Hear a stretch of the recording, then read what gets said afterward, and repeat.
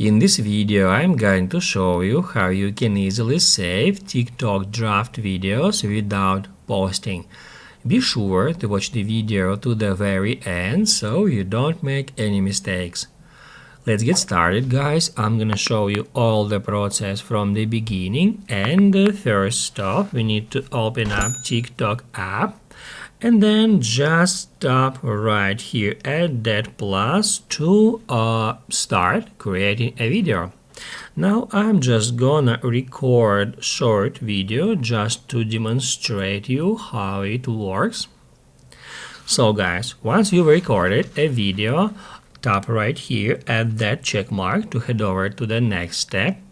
Then we can also use all these tools like text, stickers, filters or templates, all that stuff.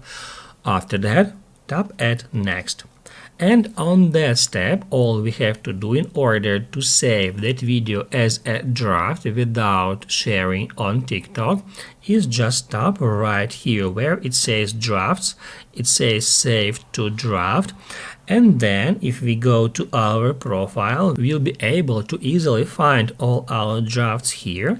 And then if we get into it, we can, let's say, continue editing that videos, or we can save it to our phone's gallery. To save the video, open it up.